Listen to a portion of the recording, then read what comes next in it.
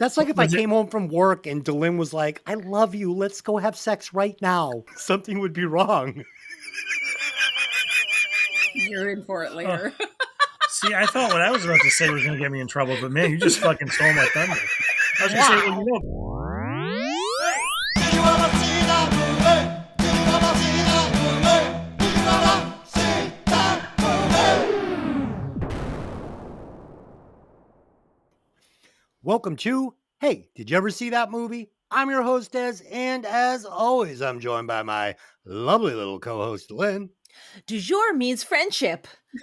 And joining us again, the podcaster with a degree in terror, Tony. Hey, how's it going? And last but not least, the podcaster, literally with a degree in fashion, Katie. Welcome back to the show. Du jour means family. Awesome. Tonight, we will be discussing the 2001 comedy/musical Josie and the Pussycats, written and directed by Deborah Kaplan and Harry Elfont. Music by John Frizzle, starring Rachael Leigh Cook, Tara Reid, Rosario Dawson, Alan Cumming, Gabriel Mann, Paulo Costanzo, Missy Pyle, and Parker Posey.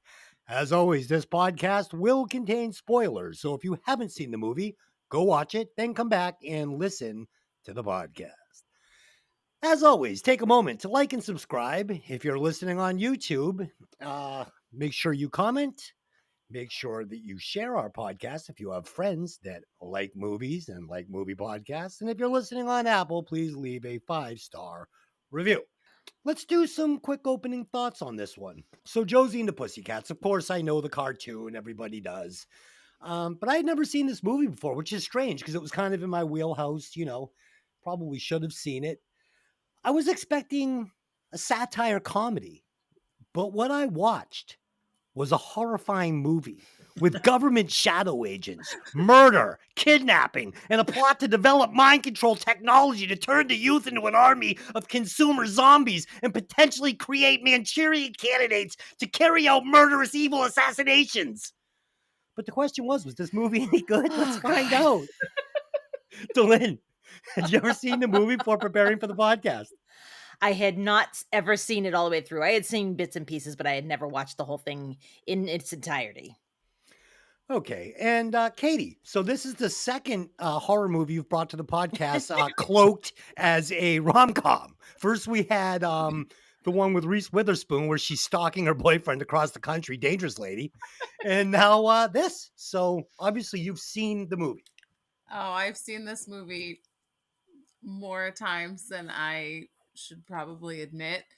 My friends and I watched this movie a lot. It was the sleepovers. We had the Josie and the Pussycats t-shirts and we bought into it so bad. That's awesome. I bet you wish you had Parker Posey on those sleepovers. My favorite character in the movie. Right? Little Who wants tip to of French that. braid? I mean, come on.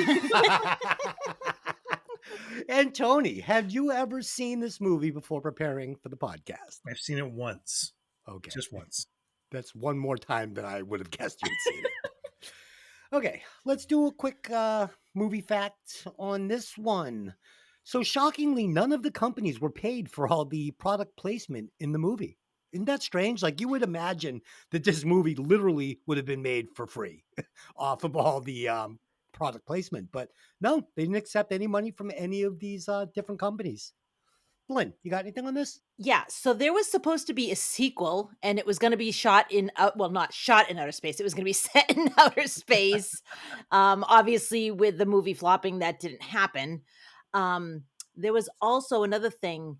The Archie comics. When they first got wind of what the movie was like, they were not happy. They wanted it to be wholesome, and they didn't want it to be a satire or anything of that kind.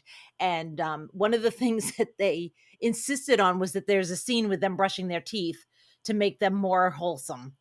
So, but then they turned around and later on they appreciated this movie and they backed the Riverdale show that came out years later, which is way darker. And that thing was fucking dark. It was so dark. Like it's like Sabrina, like they went the Sabrina route. Like it was very dark. So yeah, they obviously changed their tune on that a little bit. Yeah, this movie is very dark. Tony, do you have any facts on Josie and the Pussycats? I mean, just aside from the fact that, not for nothing, the soundtrack is killer. I Oh. love every fucking. I know, metal guy, whatever. This pop shit was so much fucking fun. I have at least 3 songs of these on so many of my mixes. There's just no way not to. Plus, it's Kay Hanley from Boston. Did the vocals on it, so you got to at least give some cred there. It's such a fun soundtrack. I can edit that out, Tony. Nobody will ever know. Katie, do you have any facts on Josie and the Pussycats?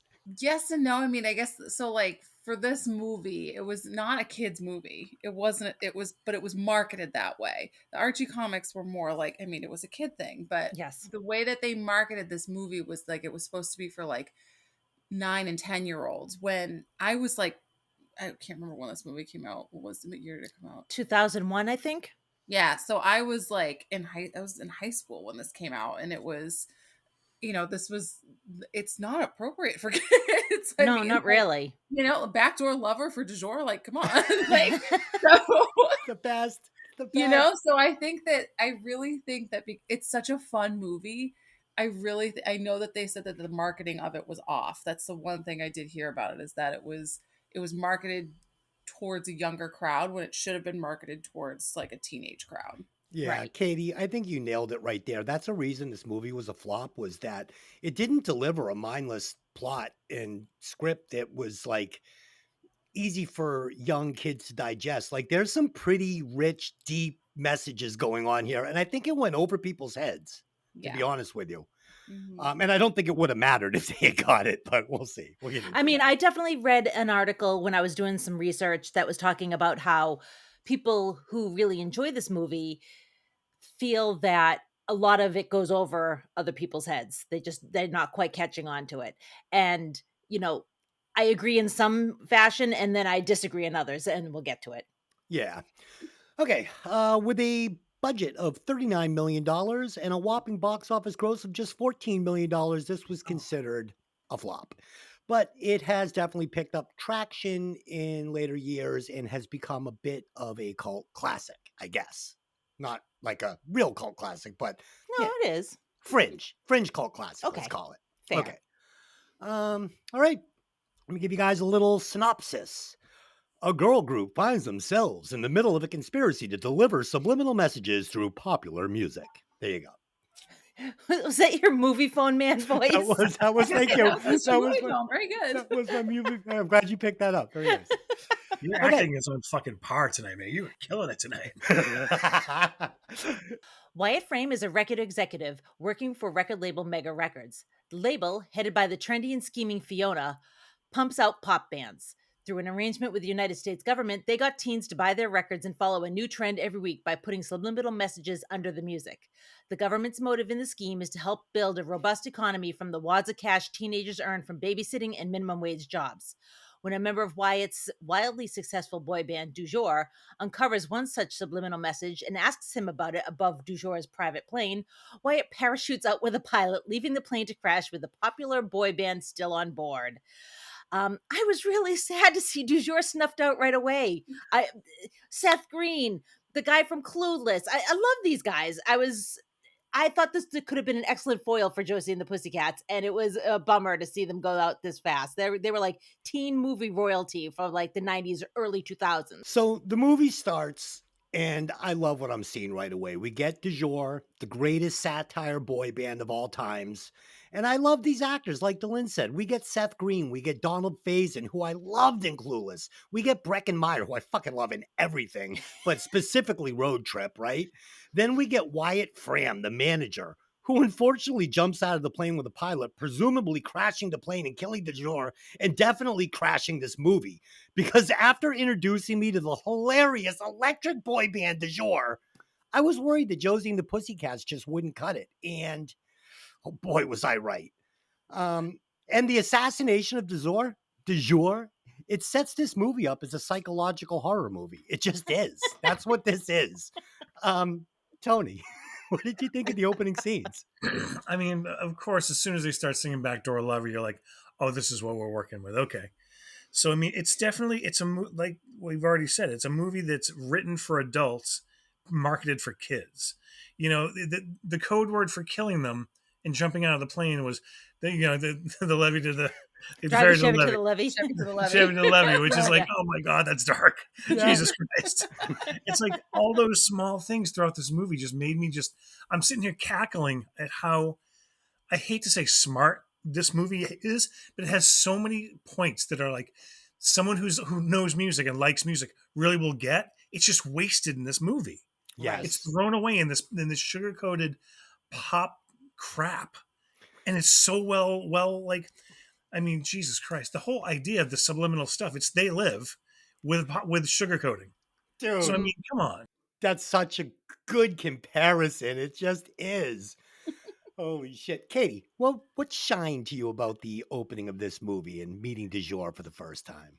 I mean, it's du jour, and I was of the boy band era when it all started. So for me, it was like, oh my gosh, it's like, okay, so this is what we're doing. We're doing we've got the boy band, and where is this going? And then they all crash, and you're like, wait, hold on. But you have to remember, like, when I first saw this, it was like, oh, I'm watching Josie and the Pussycats. It's not about du jour. It's not about them. And I didn't even, half the stuff with du jour went over my head up until like the third time I saw it. And then I was like, wait a second.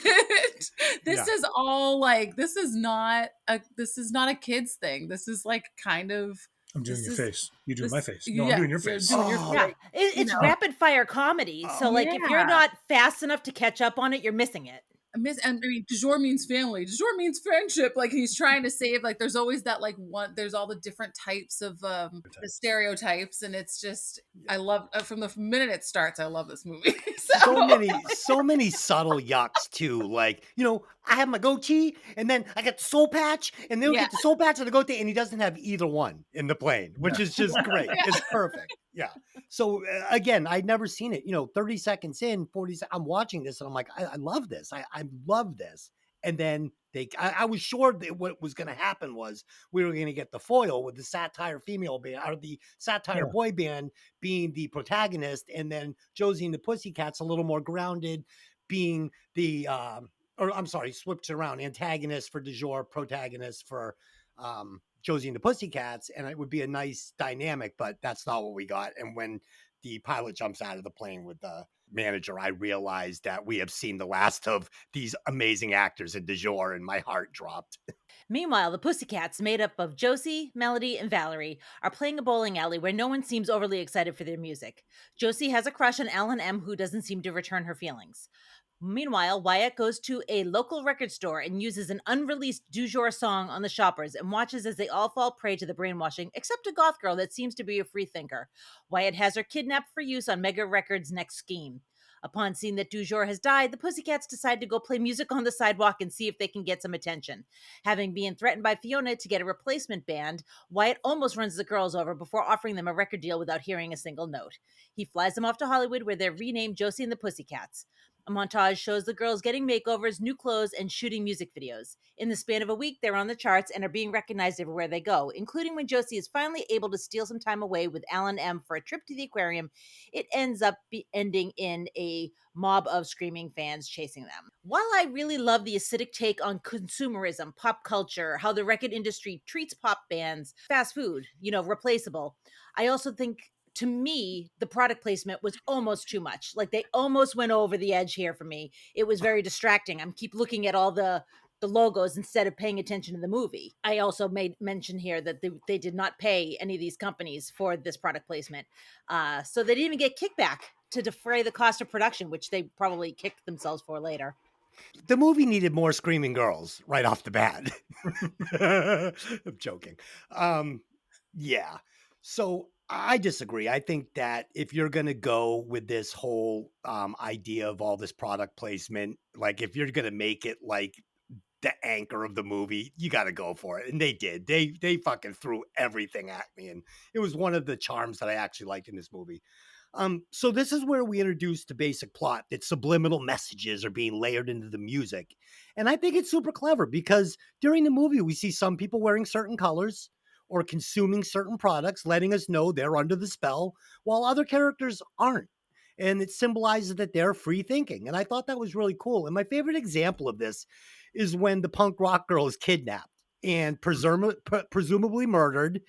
and Wyatt and his government agents. You know, these guys are murderous ghouls. They're fiends, and they kidnap this girl. They throw her in an unmarked white van and probably cut her into a million pieces. It's horrifying, and they call it Operation Teen Spirit. Teen Spirit. So, you know, I thought that was fun because it had like kind of that double meaning. We've got, you know, Teen Spirit Nirvana, and also the government agents are crushing her free thinking teen spirit. So there you go. No. Now, as for the Pussycats, I did not like these characters. I thought DeJour was so charming, and I thought all the actors were so electric and had such great on screen chemistry, and we just weren't getting that here. Josie, she's fucking annoying, you know. And why do you want to give us a record deal? You didn't even hear her album first. Like, come on, Tony. Back in the day, if some guy was like, "I'm going to make you rich and famous," but I've never heard fucking your band, like you'd be like, "Yeah, you don't need to. That's fine. Where do I sign?" Right? I'm on my knees sucking them off before we even leave the table. Exactly. Oh, Exactly. 3-album deal. I'll do it. I'll gargle. I'll tickle the balls. It's all good. 3-album deal. Fucking a 45 and these balls deep in my mouth.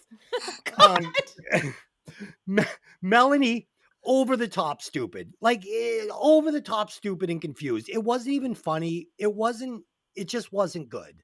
And then Valerie, the character was just boring. It just didn't do anything for me. And the three had no chemistry and it just didn't work. I also didn't like the songs, which was a problem. But on a positive note, I absolutely loved Wyatt and I absolutely loved Fiona. Parker Posey fucking owned this character 100%. If you look at movies of this time, there's a lot of movies like this. Anything Mandy Moore was in, anything Amanda Bynes was in, these are movies that, like Napoleon Dynamite, like all these movies were movies that you quoted or I quoted in like high school, and everybody walked around quoting in high school. So yes, Tara Reid, like this is Tara Reid, like while she's dating Carson Daly, like before she had all the work done and like watched herself with all the plastic surgery. Like she is the ditz in this, and she is the quotable one in this. You know, we walked around saying friends first, and we, you know, walked around saying I swear on my bus pass and like all these things because she was the ditz. She was the one you quoted because it was just silly. It was funny. And at that time, as an adult, I watched it. I'm like, yeah, she's kind of dumb in this. But as a teenager watching it, you're like, this is hysterical. This is amazing. This is all the fashion. These Pussycats are wearing everything that you wanted to wear that your mom would not let you out of the house wearing. You know, like the era of the handkerchief, like tops, and a bucket of glitter. There was body glitter, body stickers, like clear shoes. I literally said to Tony in the aquarium scene, I bought clear shoes because of this scene. Like I went to Baker's at the Burlington Mall and found the consumerism worked. Clear wedges to wear with my flares because of that scene. I cut my hair because of Josie. So that's what this movie was like encompassing that whole time. I feel like it was the movie itself was the trend. It's what they were trying to sell. Yeah, to your point too, just a couple months after this, Zoolander came out, which has a very similar flavor.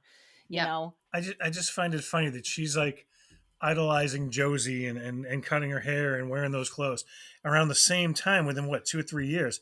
I'm sitting here wearing the red leather jacket of Tyler Durden. And idolizing Fight Club. It's like I want to destroy something beautiful, and somehow we got together. Go figure. Yeah, yeah. I had the clear shoes. I was in that glam band, so I was buried in the glitter in the shoes. Holy shit! Yeah. So this movie just resonated with you, Katie. Yeah, it was that time of. It had all the trends. It had all the brands. It had all the product placement. You know, in the beginning, I'm watching this in the beginning and I'm like, I didn't even realize they were on a Target plane. It's all over the plane when you get there. In 2001, Target was not what it was in 2001. Oh no. Target was like this up and coming like big box store. It was like I think the closest one was in Woburn, and like it Woburn. was this big thing to like, oh, we're gonna go to Target. What is Target? What is this? It had not even become what it was, and they have a plane of it. So I think it was that kind of just all the pop culture references, all the pop culture things of 2001 were in this movie. I did have fun trying to see which products kind of like actually made it like Target, like you said, Yeah. went from that to being big. So they called that one Motorola. Like in retrospect, that probably should have been Apple. But Yeah. Just to get back to the movie parts, it's like Des, I actually hate to say I finally agree with you on a movie that I felt that all of the acting was just flat. Rachael Leigh Cook is like, she's basically just a cardboard cutout of an actress. There's just, her emotions are like, I'm happy. Oh, I'm sad. It's like, you literally could just wipe the erase board and just draw a smile, or there's nothing there. Tara Reid, yeah, she played the ditz. I felt she did a good job. This movie was so below Rosario Dawson, even back in the day. I mean, Yeah. she came from Kids, for God's sakes. Like, that was her first movie. This is what, her third? And she's slumming it here, Kids. The Rent before or after this? Kids was brutal, man. Right. So her to be in this after, like, soon after Kids, it's like, dude, you're totally slumming it. Like, she's too good for this movie. That movie is so fucking dark. Holy shit. Which one? Kids. Oh, I watched it in college. I won't watch it again. Yeah, it's not one it's like 8mm. I just can't look into the eye of that beast again. But I mean, Parker Posey does no wrong for me. She's one of those women that, like, anything she's in, I'm going to watch just to see what she's going to do. Yeah. Granted, she is the person I'd probably recast, but we'll get to that at the end. But, yeah, Tony, it wasn't the acting of Melody. It was the writing. It's like she was fine giving what she was given to do. Yeah.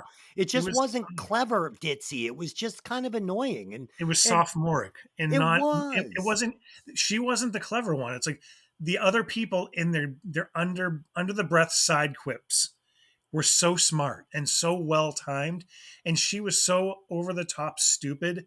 It's just it got boring. It got tired real fast. Like, yeah, honestly, I would have appreciated her a heck of a lot more if she was like ditzy, and then she'd say something that was so super ridiculous smart. Everyone was like it would take everybody, but they didn't even do that. They just let her be dumb. I mean, she's pretty much Phoebe from Friends, but Phoebe does it well.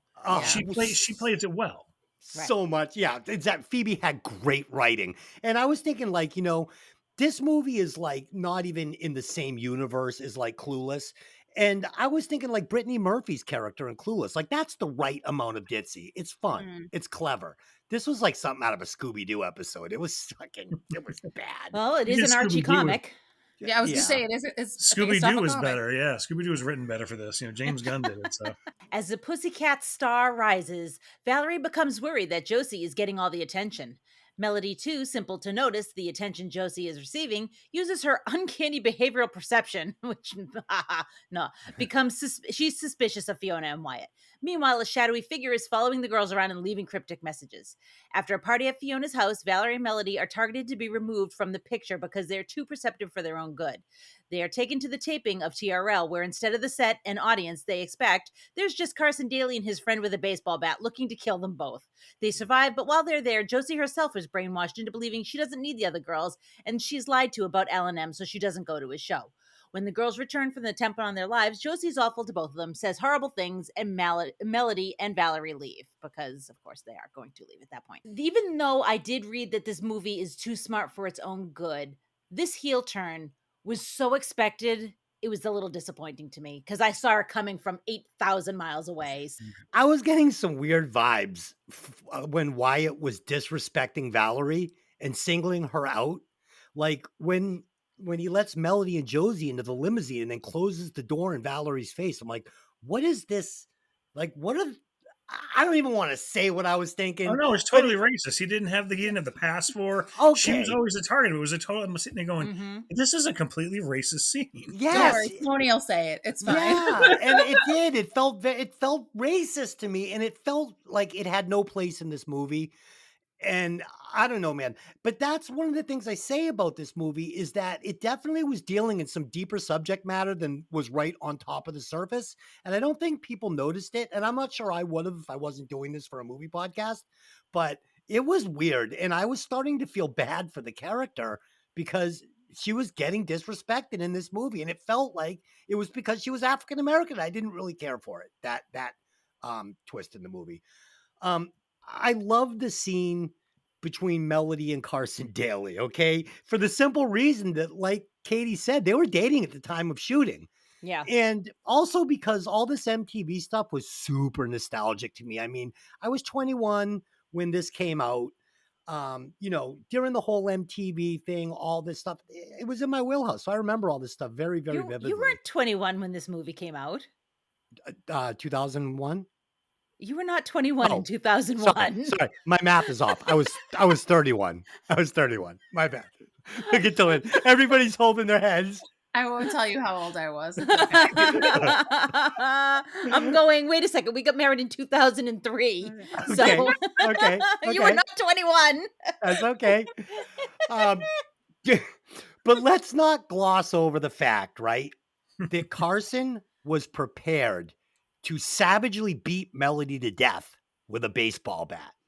Okay? Mhm. This is dark. This is the government So is dark. creating Manchurian candidates. Fuck it. It was being tested for consumerism, but at the end of the day, they were gonna have this was gonna get dark, right? And finally, this relationship between Josie and Alan M, or who I was referring to as Sandal Boy. This guy. He's got these feet, right? We know this guy with his feet and his acoustic guitar. You can't leave him around your girlfriend for any amount of time, or he's gonna have sex with her. Sensitive ponytail, man. Yeah. Always. Sensitive ponytail, man. Yeah, he's gonna Sensitive play her ponytail some. man's gonna fuck your wife. Yep. He's gonna play her some song that he wrote that he's played to 9,000 other girls. He's gonna tell her he wrote it for her, and then he's gonna bang her. And you're gonna have to deal with it. I felt nothing for this relationship. It was not set up well, and when they try and call it back later in the film, I'm getting zero feels.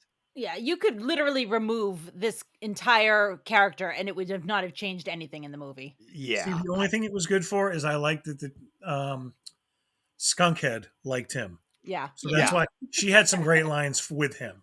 Yes. I think that she was like the best subtle character there. Yeah. Like Yes. everything she said was fucking comedic timing gold. Oh, when he says, "Why are you even here?" and she goes, "Because I was in the comics."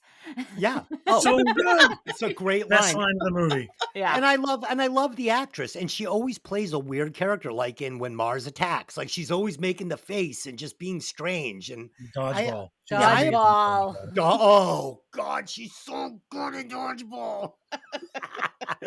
I love Alan M. It's Alan M. He's like the cute boy that like everybody liked, and he was like totally oblivious, and she liked him. And it's like that.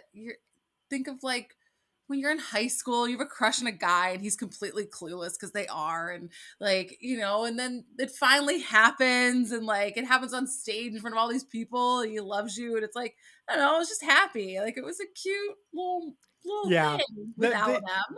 The scene where he tells her, you ever have to tell somebody something? Yes. And she's like, just tell him. And tell she's sure he's going to be like, I like you. He's like, guy at work fucking smells like an Italian sub, and I don't know how to tell him. Should I tell him? I mean, I guess I should tell him. Like, so, but yeah, I loved Alan M. But it doesn't really have to do much with the story other than when Wyatt's trying to break her from her bubble, so to speak, Yes. and like make it all more about her and lose the other two and everybody else. So you were obviously well aware that Carson Daly was dating the actress that played Melody, correct? I knew they were dating. I knew Tara Reid and Carson Daly were dating. I don't think at the time I knew they were dating, but because I grew up in a house where MTV was blocked. Oh, so I no. would have to go to friends' house and sneak to watch TRL. And if I knew that one of my bands that I loved, like if I knew that Backstreet Boys or NSYNC or whoever was going to be on, I'd have them tape it for me, and then I would watch it on on my TV, like in my room. And so I don't think I knew. I think I knew after the fact that they were dating during this movie, but I didn't know at the time. So you had good parents. Yeah, my parents were very strict.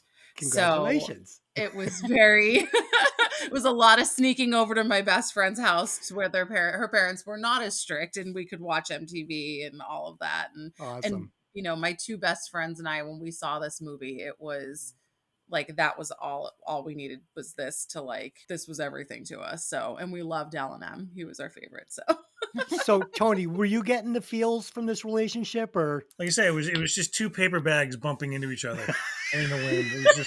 There's nothing there. It's like they tried to make him the sensitive guy, and he just came across as like let's get back to like the other characters. It's just Yeah. it wasn't. yeah, but It it's was- not about him. It's about Josie. It's about Josie and trying to stay true to herself, but it was a part that they could have written something else. She could have had a puppy for all it mattered. Puppies, could have had a puppies puppy, grow up he says. into dogs and they die. Like, So oh my god, what a line! Who writes that line? That was such a great line. It was. It was. And quoted it's that funny. one a bunch of times. I was just saying to Delyn today, I actually just said, man, dogs are the shittiest pet because they live just long enough to break your fucking heart. Yep. All right, you guys got anything else on these segments? Tony, were you picking up on the horrible racial undertones? Oh god, yeah. It was Okay, just like, okay. it just felt weird. You're right. It was just it didn't have a place in this movie, and he could have at least gone back and forth between, Melody could have gotten left out of the limo for one, and Yeah. Valerie could have been the other one. But it was always let's just mess with the black chick. It was just Yeah. wrong. But it Wasn't was there- also, I think it was also the character though. Like it was, She was the whether it was, smarter. she was the smarter of the backup, the Pussycats, if you will. And so, for him to blatantly do those things to her, if he did them to Melody, she wasn't going to realize what was even going on. And, when they're talking about going on TRL, even Josie's like, yeah, I don't care about that stuff. I want you to go. I want you to have a good time. And she immediately feels bad. So he was playing, I feel, off of her character. I never got the racial The thing undertone. is that you could still do that and like say you don't give the pass to Melody instead. And Valerie's like, why isn't she getting one? Like, why are we not equal? Like you could have Yeah. still done that thing where he's trying to leave one of or both of them out without making it feel racial Yeah, by no, actually leaving this- Melody out. This Yeah. was a deliberate decision made by the director and the writer. I mean, this was completely. But Katie, you said something that kind of rang true with me that I'm going to get into in the next segment. So Josie says, go have fun, do TRO. I'm not worried about this. And these girls presumably are pretty tight, known each other a long time. And we're going to get this scene where she gets brainwashed and she turns on the girl. What I thought was weird about that was there's no red flags. Like they leave to go get a sandwich. They come back. She's like, fuck you. I'm Josie. We don't need Pussycats. You guys are losers. And they're like, we hate you. Like they wouldn't be like, wait a second. Something's wrong. She's not a narcissist asshole.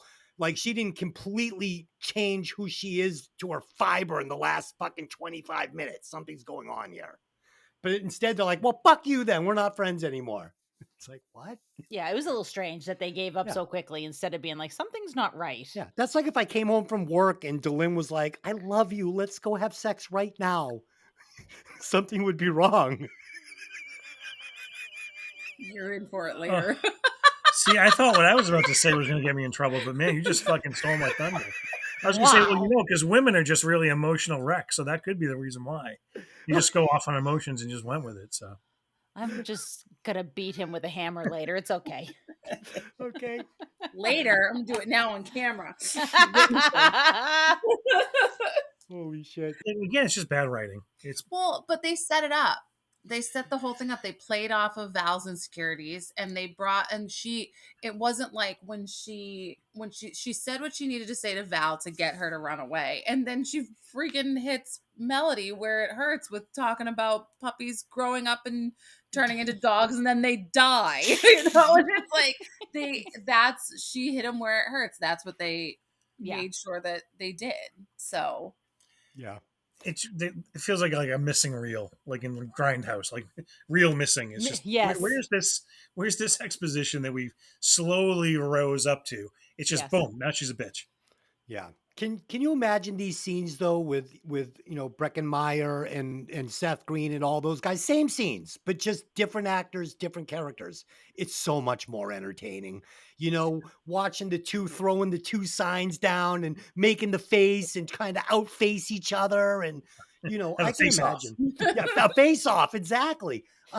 There was another scene that kind of confused me too. I don't know what it was, but they're interviewing like some old maintenance guy or janitor that was like I don't even know what that whole Oh, scene that was the was. Captain and Tennille and the it was Yes. the behind the music. Yes. Yes. Yes. I didn't I just watched it like, what? It was Is like this- Captain Tennille and John, and like Yeah, John he's was like, that guy. Not scrubbing toilets now. I used to be a one-hit wonder star. I'm like, okay. It's fucking weird. So I don't know. Well, so Fiona was using behind the music to rewrite bands' pasts. Yeah. Which I thought was a genius way of using real life Yes. into the storyline. Yes. I agree. I Okay. thought that was actually really clever. Okay. But- After the fight with her bandmates, Josie goes for a walk in the city and seems to be battling with her inner thoughts versus what the subliminal messages in the music is telling her. She catches on that she's being influenced when she goes to the music studio and starts messing with the soundboard until she finds the hidden track. However, she is stopped from doing anything with that knowledge by Fiona, who kidnaps Josie and takes her to the previously scheduled concert where everyone watching will be wearing headphones that will amplify the subliminal messages of Fiona's biggest scheme yet. To me, Tony, I don't know if you got this. It was Halloween 3. Yeah. Yeah. Definitely. Yeah, I was like, that's actually kind of, to me, I was like, oh, that's kind of clever. Everyone's going to have the little cat ears and it's going to just whoop right into your brain. It's Psychological time. horror movie. You guys all agree with me. I can feel it. Yeah. So I agree with you, Delyn. You were talking about, when we were talking earlier about some of the writing and how this segment started to feel a little bit lazy to me. Like the storytelling got really flat. For a movie that was trying to be clever, it definitely lost its way on more than one occasion. And watching Josie uncover the hidden tracks, this was laughably bad for me. First of all, she's not an engineer, right? Secondly, the tracks aren't hidden very well. Like she comes in, she's like, "Yeah, turn this knob down." Oh, there it is. I'm like, oh God. But fortunately, Fiona shows up to kidnap Josie and get the movie back on the rails. Anytime she came on the screen, I was like, okay, I forgive it. Yeah. So, Tony, what'd you think of these scenes and this part of the movie from a plot standpoint? Did you think it was doing all right? No, not at all. It was just it's like it's like they laid out the skeleton and just said, all right, we need to write something for this. Like the points were there. They were just so flimsy and over the top, beat you over the head with the point that it's like you're right. It was laughable and just like, all right, we got the point, move on to the next scene where something good happens. Right. It's like I couldn't wait for the scenes to end to get to something good. I mean, we literally watched the movie at 1.5 speed just to get through it. Well, because we waited that was not my choice. I had seen it before, so because we had to finish it. We literally watched it right as we finished. We finished it right as we were logging on. But it's like not only for that reason, but because it's so like Jesus Christ. It's like it drags getting its point across. You know where it's going. Yes, it's very straightforward. It's not. There's no subtlety. It's very laid out. Like you said, it's predictable a mile away. You know what they have to do to get there. Let's just see how they're going to get there. And the way they get there is the most insipid, basic way. Again, until Parker Posey comes on screen and gives it some character. And gives it some attitude or gives it some reason flavor. To be funny. Yeah. Everyone else is just mailing it in. Alan Cummings and her, they are the movie. Like everyone else is a secondary thing. Yeah, it was like the writers fucking just like they wrote great stuff for all the supporting actors, and when it came to Josie and the Pussycats, they just had nothing to say. Yeah. Katie, so she gets brainwashed. She goes for her fashion trip, her basic, she's on the runway going through the city with her headphones on. Shout out for all the leopard print in this movie, because the leopard print was on point. I Right. gotta admit. So tell us why it's fun for you. And it is fun. I'm sure so many people love this movie. Are you enjoying this? She's going through the city. She's got the headphones on. She's dressed to the nines. Talk about it. I mean, if you want to talk adult Katie, watching that, it's like, okay, come on. Like we know this is going to be, again, it's predictable. It's what everybody's saying. But if you go back to like high school Katie who's watching this, it's like, Yeah. oh my God, this is awful. Her two best friends, and she doesn't, why did she do that? How could she do this? Because again, when you're that age, I mean, maybe this is just me, but like when I was that age, it wasn't like I didn't read too much into it. It was very surface things, which is what Right. the audience that was watching this wanted. They needed, when you're 13, 14, 15, 16, up those kind of like early teen years, you don't want things that are going to be so hard to dissect unless it's you. But like I like to think when I watch my movies. Tony's a different person, but like, I like Spice World. I love Spice World. All right, so I will own this. I will own that I like Spice World. All right, so I don't want to hear that I can't dumb it down. I'll dumb it down with the best of them. Fucking Ginger Spice, motherfucker! Don't even fucking say a fucking word. You shut the fuck up. You do not besmirch the Jerry Holloway. You do not. Holy shit. So, Katie, I led you with that question for a reason. So we're all old fucking, stuffy fucking people now that this movie is clearly not targeted towards, right? So I didn't want to just, review it from that point of view because it's not fair to the movie. So I wanted to ask you that so you could kind of shed some light on what it was like to watch it when you could relate with it and when it looked much different to you. right. She was the target audience. I was Exactly. I literally was the target audience for this movie, and the soundtrack of it was like on point for every part of this movie. I mean, the soundtrack, I owned the soundtrack, I owned the movie, like whole thing, because it just at that time that was the early 2000s. This movie was the early 2000s. It was when branding was becoming such a big part of society.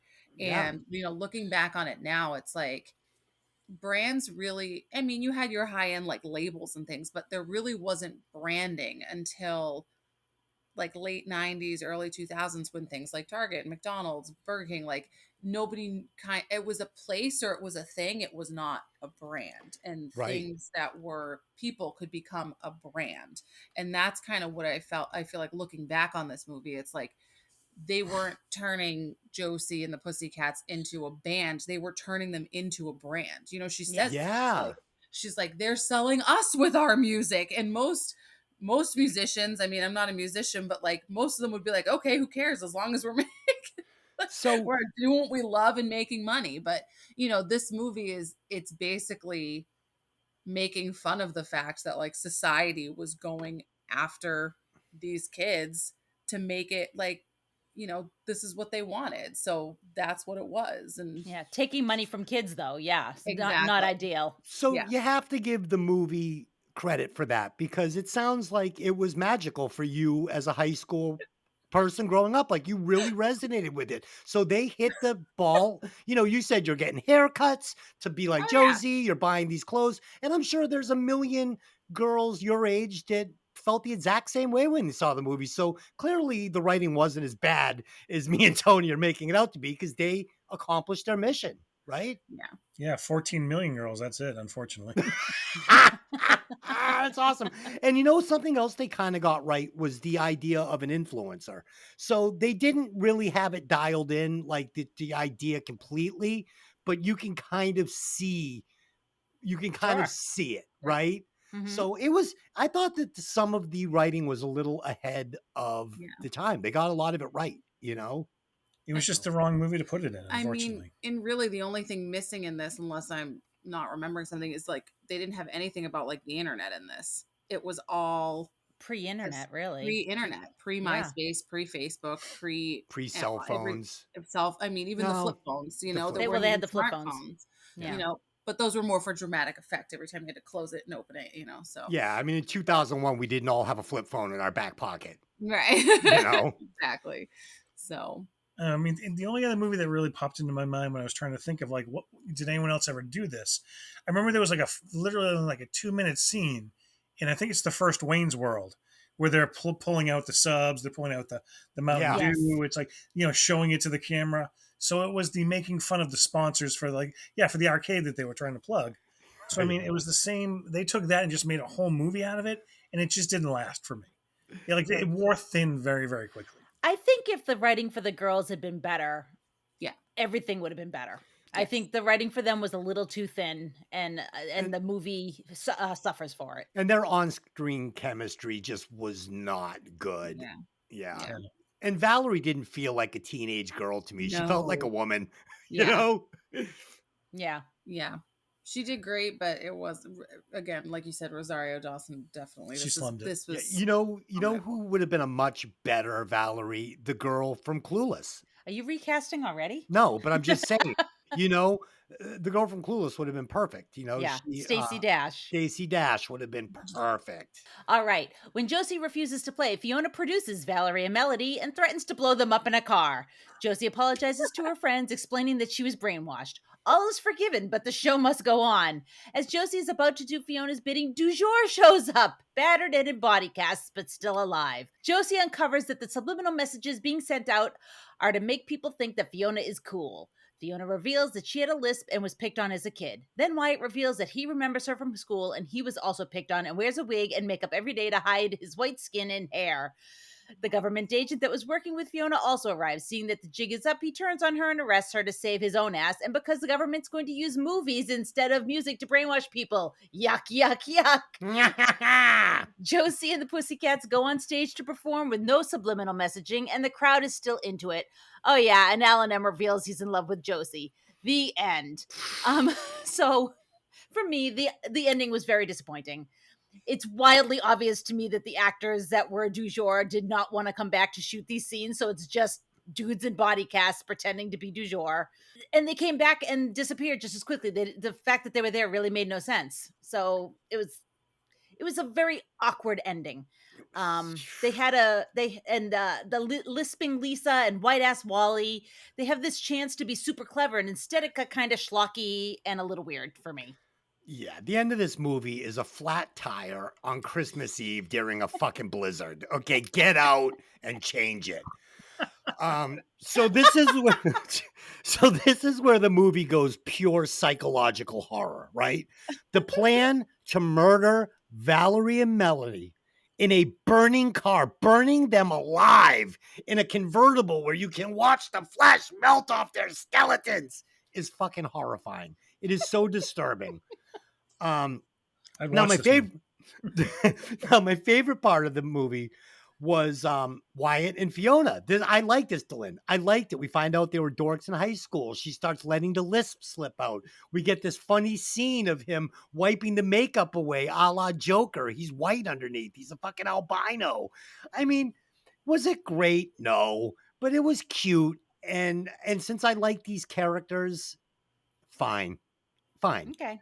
And Parker Posey's fucking performance here, where she starts lisping and stuff. I just thought it was really great. I love her, so I have no problem with her. But now, as for du jour surviving and showing up at the end of the movie, I was super disappointed that they couldn't get any of the actors back except the one unknown guy that I didn't even understand. The rest were just mummies.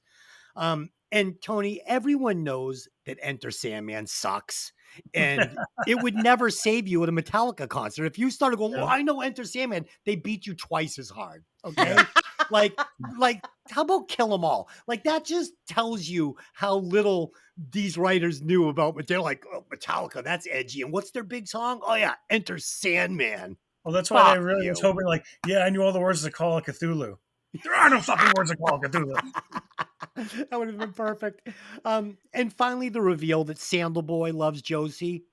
This was so flat and so unearned. I Yeah. just didn't fucking care. Period. And and she was like, "Sorry, I fucking stiffed you at your show. Thanks for showing up to my show." Like, what is she? His fluffer? His is he her fluffer now? Like, this went from he couldn't have given two fucks outside the truck. He's like, "I want to tell you something. My friend smells." To now, I'm your groupie. I didn't like it. And when Josie and the Pussycats win over the world with their shitty, overly basic teen pop crappy music, I just rolled my fucking eyes because this band has no chemistry, no vibe. They are beyond vanilla. This is not a movie I would ever watch again. And honestly, it was a grind getting through it this one time. This was a tough movie for me to finish. Yeah. So, Tony, what did you think about this ending? Then I'll let Katie take us home with a little fluff to give the movie, some love. So, Tony, go ahead. Talk about the ending of this movie. Yeah, it was you pretty much nailed that. That was good. I mean, the saving graces were Parker Posey and Alan Cummings. They were that reveal scene. I didn't see it happen in that way, and I enjoyed the shit out of it. I do agree with you that I would have liked, when we get to the rewriting the ending, that's where I was really hoping that they would show up, and that's when we have the head off. It was, that du jour would be the really big brains behind this happening. Yeah. Like they really were doing the subliminal, and they were kind of in control of everything, and they were down to take down Josie at her big concert, and there would be a battle, the boy band versus the girl band. Yes. And that was the ending. Give me Yeah, that. that would give me something. Yeah. That's what I wanted, but we didn't get that. Instead, we got, you're right, the nobody giving Enter Sandman, like, fuck you. No, Fuck you. terrible. Yeah, it's just even like the big, the song they chose for the ending, it is the weakest song of the Josie and the Pussycats catalog. There's two other songs that are so fucking good and they're so fun. And this was like one of the weakest ones. And this is your moment. This is you're going to win that world over. It should have been like the three small words. That could have killed it. Yeah. But this was a song they hadn't recorded yet. Okay, so everybody knows when you go to watch one of your fucking favorite bands in concert and they're like, "We're going to play all the new shit you never heard." You're like, Bathroom "Fuck break. you. You better play Enter Sandman. You better play it right now." Katie, talk about the end of this movie. I know you loved it. I mean, it's a poppy movie. It's not, and the references to Metallica. You've got the punk girl who's like the smells like Teen Spirit, and when they're when Parker Posey takes everybody down to the brains of the operation, so to speak, and they all have the headphones on. The kids it's all the punk kids. So they're basically, if you're looking at it from like what they're trying to say with like high school and stereotypes and your different kind of cliques and things, like they're basically saying we're going to take over, even the punk kids are going to be part of this. And then we landed at a Metallica concert. Like for someone who's not into that, they're like, oh my god, they must have gotten like their asses beaten this because it was for that, they don't know any better. So you kind of have to like, I look at it like that and I'm like, all right, that's kind of funny now looking back on it. I'm like, I didn't pick up on it then, but I picked up on it now. The end of this movie, it's what every 14-year-old girl who wants to be a rock star, who's got the crush on the boy, and they're playing the stadium with, he's screaming, "I love you," and your dreams are coming true, and you're all on stage together. And I mean, even the chick with the skunk head, I can't think of her name. What was her Alexandria. name? Alexandra gets the guy from du jour hitting on her. Like, everybody's happy at the end of this movie. Oh my god, Tony, the way she describes it, it's like a dream come true. Sandal Boy is screaming, "I love you" from the front I never row. wanted to be the rock star. So Josie Grozy got kissed at the home but parade. like right. it's that's the Josie it's like Grozy. that's the movies of this time, is like all these movies that were geared towards the teens of the 2000s were, these are the ever afters. The ever afters. It's Yeah. They've never Parker been Posey kissed. was the, the girl that got bullied in high school, and she's showing people that, hey, I'm going to do whatever it takes to be popular still. I'm going to do whatever it takes to get back at these people. And I'm going to do whatever it takes to be the person I feel I am, not who I really am, And actually, it's funny because they were saying that before this movie, Rachael Leigh Cook was in, She takes the glasses off and she's pretty. What's the movie? oh my God, with Freddie Prinze Jr. She's all that. She's all that. And they were saying that, she was supposed to be this like next up and coming actress for these movies. And this movie actually like killed it for her. Really? That, yeah, like I was listening to a video about it earlier. They're saying that after this movie, I mean, she's been on a couple Hallmark movies at this point, which is kind of like, now this is like what you do just to get work at that point. I mean, I love my Hallmark movies, but like, me too. I'm not like, not blind to what's going on here. So, I think that, if they had marketed this movie towards something else, like there's other movies of this time, like How to Deal. If you want to sit through something that's legit or will make you sick, the acting is so terrible, that's a movie to sit through. Yeah. But it's the same type of thing. See, but that's the thing. It's like you think about a teen movie, this was a teen movie aimed at teens with dark subliminal undertone messages. Yeah. We had Heathers, which was about fucking teen suicide, delivered so much better, so sarcastic, which is the way teens would do it. It was written for teens in a teen way, so they got the message through. This was so opposite. It was dark but sugar-coated to the point where no one wanted to even take it because it was too sweet. See, like the people it was meant for, it wasn't aimed at, and that's where it just got lost. In Heathers, though, again, you get these electric performances, this screen chemistry that is undeniable. You want to follow the story of these girls. It's so interesting. This was just a pile of shit. So, you know what? Metallica. In 2001, really Metallica with Enter Sandman. This is what we're getting. Like, how about Limp Bizkit? Like, I feel like that would have fit perfectly. We landed in a Limp Bizkit. Yeah. In 2001, Metallica was already like your fucking dad's music. You know what I mean? Okay. I mean, I love old Metallica, but fuck new Metallica. Okay. That's it. I think we talked about the movie. We did. A little bit. Okay. All right, good. So there you go. Josie and the Pussycats. It's fun to talk about. I tell you, sometimes I think the podcast is better when the movie isn't great in some of the host's eyes. And remember, these are just opinions. It's a fucking great movie for Katie. Probably a million other people out there. Just wasn't great Only for me. 14 million. That joke just keeps getting better. I love it. Okay. Let's go to the recasting couch. I will recast first. I will replace Josie and the Pussycats with Dijon. I think it's an obvious choice. Delenn, what are you doing? So my recast is exactly what the movie itself suggested. The movie itself said Drew Barrymore, Lucy Liu, and Cameron Diaz are going to play the Pussycats in a movie. So I'm recasting those three that way. I'm going to have Demi Moore as Fiona. I'm going to have Sam Rockwell as Bosley. Ooh, that's nice. Well, no, I mean, as Wyatt. Sorry. I had Hugh Grant as Wyatt. I think he would have been a great Wyatt. Sam Rockwell, though, can you imagine him? The chaotic energy he would have brought to that. I love him. I do too. Yeah, those are good. Those are good. Tony. Let's Katie go last. Tony, go ahead. Oh my God, I totally had Aubrey Plaza as Fiona. Just her dry, sarcastic humor. And I'm sorry, Tim Curry. Sure. Tim Curry needed to be.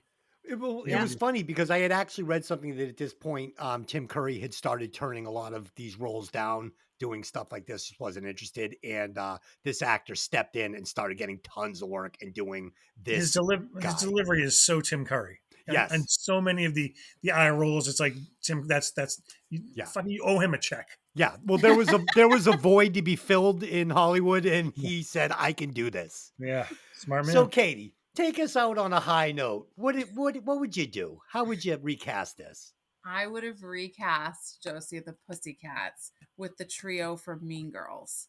I would Nice. have had, right. I would have Nice. had Amanda Seyfried be Melody. I would have had Lacey Chabert do Val, and I would have had probably Lindsay Lohan do Josie. I It like it. works. I don't know that Rachel McAdams, I couldn't see her in this movie, but I would definitely, I think those three, just kind of swapping them out. And I can't get rid of Parker Posey. I love her in this role. So I Yeah, can't get rid you know of what her. else would work? Also, the cast from Clueless. You would have Yes. Alicia Silverstone, the girl we were talking about earlier. But I wouldn't take Brittany Murphy. I would take the redhead bitch, and she would be Yeah. in Josie and the Pussycats. Yeah. So there you go. Okay, Yeah. good. Nice job, everybody. Let's do a couple of quick alternate endings, and we'll score it, and we'll put it in the books. As if we'd end the movie like that. Yeah. Let's do the Scooby-Doo ending. Good call.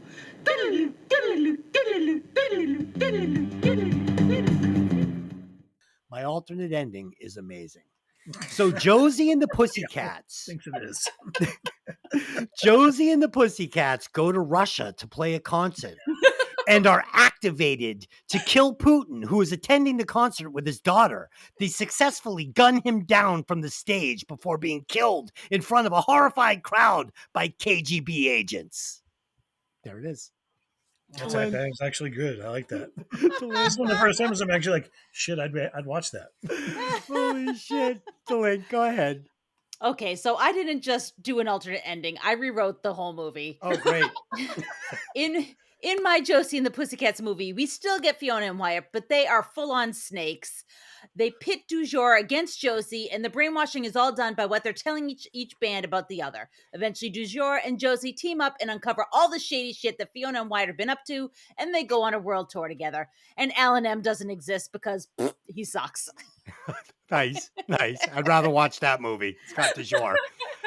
Tony, Katie, do you guys have alternate endings? Yeah, I mean, I just had at the end that, du jour comes back and they were the masterminds of all of the subliminal behind the whole thing. And they wanted their title back to being the biggest band in the world. So on that stage, it was the boy band versus the girl band. And there was the battle and just they got defeated.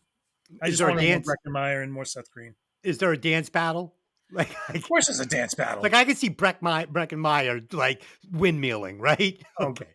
Seth Green. You need Seth Green with the goggles from Can't Hardly You're right.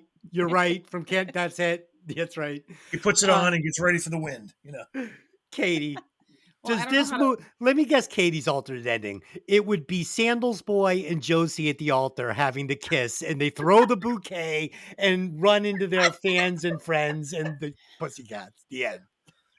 Katie, No. go ahead. Obviously, that was going to happen anyway. So never. They got the kiss on the stage in a stadium. I mean, how do you get much better than that? No, I think I would have loved to see more du jour. So when they came back, they wouldn't have come back broken. And Yes. I think more of like a team up would have been better. And then have a concert with both bands. I like it. I think it had to be there. They should have had it go to space. It should have been on the moon under a big bubble, and they would have had to go up against the evil robots. And there was a dance off against the evil robots.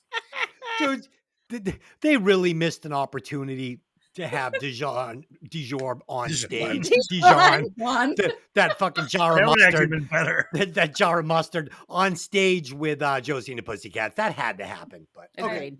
Okay, so there we go. That's the movie. Let's do a rewatch scores and we'll score it. So for me, I'm going to raise it up a little bit. I was going to put this thing down below Fifth Element, but I think I'd watch this before I'd watch that fucking stupid movie again. So lost. Oh, well, that was my lowest scoring movie out of the 150 we've done. Yeah. Glenn? What? You don't want to say we haven't done 150, 120. I'm tuning you out at this point. Okay. So my rewatch score is 1.75. It's a little high, but it's fine. It's a cute movie. Dylan, score it. I saw it a little bit better than you did. Props for Parker Posey, props for Alan Cumming. I loved Missy Pyle, even in the tiny role she had. I loved du jour. I thought the girls were flat, which was disappointing for a girl power movie. But I'm going to give it a 2.257. Nice. And Tony. I hate going third because I'm like, you guys nailed pretty much all the way around. I mean, Dylan, I pretty much agree with literally everything you said. I think that Parker Posey and Alan Cumming stole the movie. I thought DeJure was hysterical. The bit parts were given the flavor, and everyone else was flat. I'm sorry, but I love most of the soundtrack. Bought the vinyl. If this played at midnight, I'd probably go just to be part of the crowd, to be a part of the fun of it, because I think it would be a fun crowd to be with. So, I mean, I'm going to go ahead and give it a 2.1. 2.1. Okay. And Katie, if you want to rescue your movie, no one would blame you. What did you think of Josie and the Pussycats? Score this thing. I mean, Like an adult. Like an adult. Okay. So I'm gonna score. I mean, if teenage Katie was scoring it, it would have been like a 5. But no, I think. But she's 4 years removed from that, so it's okay. Congratulations. No, I mean, just off the soundtrack alone, I mean, I could listen to this soundtrack. If it ever pops on one of his, it's like stuck in my head for days in a good way. Like, I just love the soundtrack. As an adult watching it, it's not something I'm going to pick up and be like, oh, I want to, I could watch this all the time, and it's never on TV. Never. It's never on TV. Never. So never like, seen it it's on not TV. like one of those movies where I'm like, oh, it's on, I got to watch it. So I'm going to go with, I'm going above a 3, probably a 3.28. Oof, 3.2. Yeah, it's never on TV because ratings matter. Okay, Dylan, add those scores up and tell us where Josie and the Pussycats lands on the Hey, Did You Ever See That Movie list. Okay, so it is a 2.34675. Wow. That's perfect. No, that's perfect. Just below average. I like that.